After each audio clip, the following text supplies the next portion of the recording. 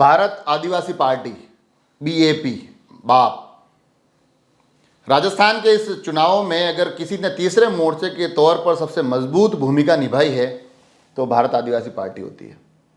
और कमाल की बात यह है कि इस पार्टी का क्षेत्र बड़ा ही छोटा था मगर जो असर है वो बहुत बड़ा था। और आपको पता होगा कि मैंने कुछ दिनों पहले एक वीडियो बनाया था, उसमें इस तीसरे मोर्चे की भूमिका पर मैंने जो चर्चा की थी उसमें भी मैंने बड़े स्पष्ट रूप से कहा था कि चाहे ये छोटे क्षेत्र में चुनाव लड़ रही हो इसका प्रभाव बड़ा रहेगा।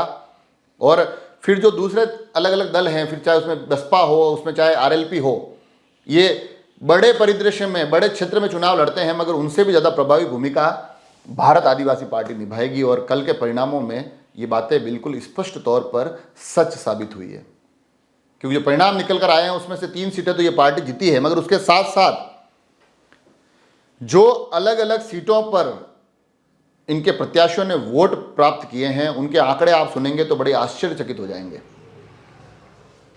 3 जगह जो जीते हैं वो भी बताऊंगा, मगर उससे ज़्यादा मैं आपको ये बताऊंगा कि दूसरी जगह उनके आंकड़े रहे क्या है। वास्तव में आश्चर्यचकित करने वाले आंकड़े इनके प्रत्याशियों के हिस्से आए हैं।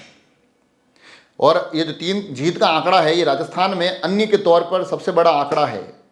बीजेपी और कांग्रेस के बाद सबसे ज़्यादा किसी दल ने सीटें जीती है तो भारत आदिवासी पार्टी होती है। हालांकि इनका जो नाम है वो अपने आप में बड़ी आश्चर्यजनक है, क्योंकि जो शॉर्ट फॉर्म होती है बाप, क्योंकि मैं चुनाव के प्रचार के दौरान इन लोगों से मिला भी था, तो ये लोग कुछ लोग भी ऐसा भी करते थे कि देखना बाप जीतने वाली है, बाप ही जीतेगा।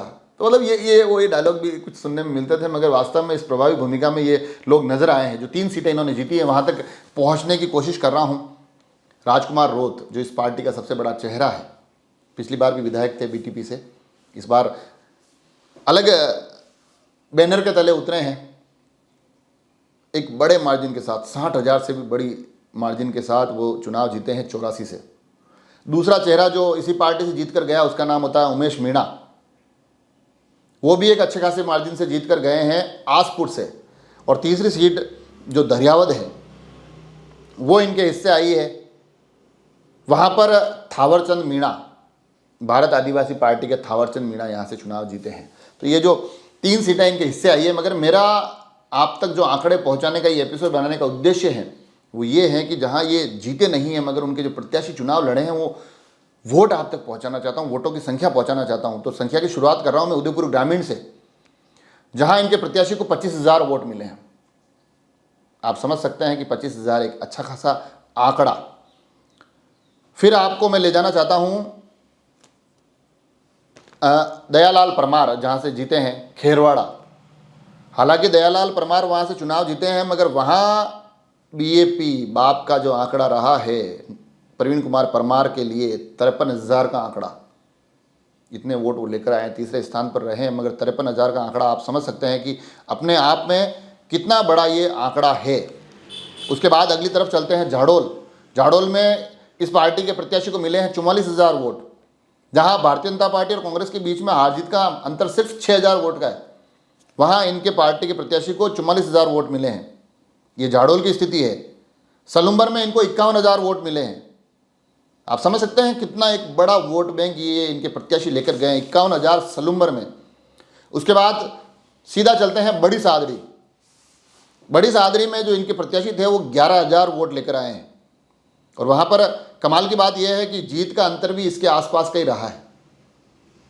भारतीय जनता पार्टी की जीत हुई है मगर भारत आदिवासी पार्टी के प्रत्याशी वहाँ 11,000 वोट लेकर आए हैं। उसके बाद बांसवाड़ा जिला, जहाँ इनका सबसे ज़्यादा प्रभाव होता है, बांसवाड़ा डूंगरपुर, वहाँ पर आप देखिए बांसवाड़ा की जो सीट है वहाँ पर 34,000 वोट इनके प्रत्याशी के खाते में आए, हेमंत राणा के खाते में।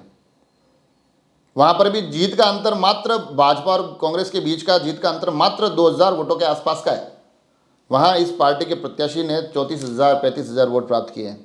बागीदोरा, जहाँ से महेंद्रजीत सिंह मालवीय जीते हैं, वहाँ तो बीएपी सेकंड नंबर पर रही है, दूसरे नंबर पर रही है, 60,000 वोट लेकर आए हैं।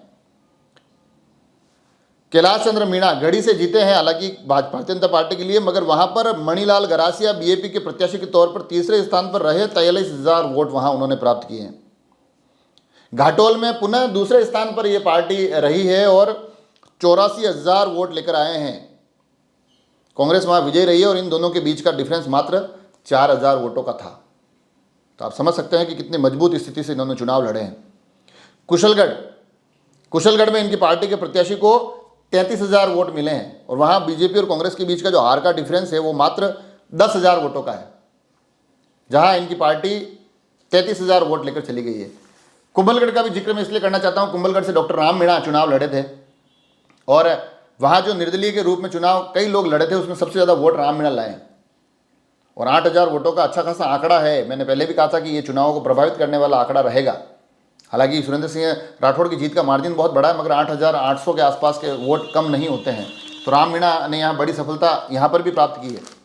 उसके बाद डूंगरपुर, जो इनका सबसे बड़ा गढ़ माना जाता है, वहाँ पर डूंगरपुर की जो सीट है वहाँ इनकी पार्टी दूसरे नंबर पर रही है, 50,000 वोट लेकर आई है।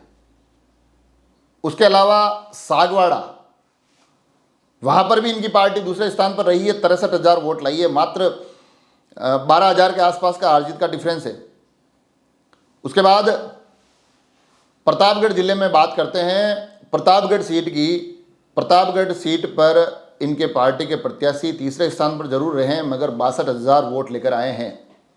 तो आप ये वोटों के जो आंकड़े मैं आप तक पहुंचाने की कोशिश कर रहा हूँ, आंकड़ों को समझना जरूरी है। बाकी मैंने जैसा बताया कि 3 जगह 84, आसपुर और धरियावद, ये 3 जगह तो ये जीते हैं, मगर उसके अलावा के जो मैंने आंकड़े आप तक पहुंचाए हैं 50,000, 45,000, 55,000, 60,000, 80,000, ये आंकड़े इनके प्रत्याशी इन चुनावों में लेकर आए हैं। अपने आप में एक अत्यंत प्रभावी भूमिका निभाते हुए टीम ये भारत आदिवासी पार्टी नज़र आई है।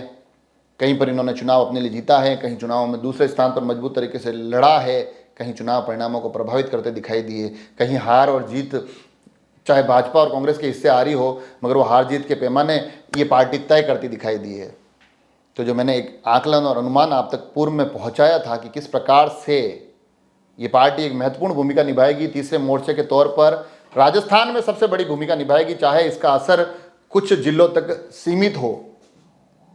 तो कल के चुनाव परिणामों ने इस पार्टी को भी एक मजबूती प्रदान की है, इस पार्टी को भी इस चुनावी मैदान का एक मजबूत खिलाड़ी बनाया है, जो संभवतया आगे आने वाले चुनाव में एक प्रभावी भूमिका के लिए तैयार हो रही है। आप सभी लोग जुड़े रहे राजसमंद एक्सप्रेस से। धन्यवाद।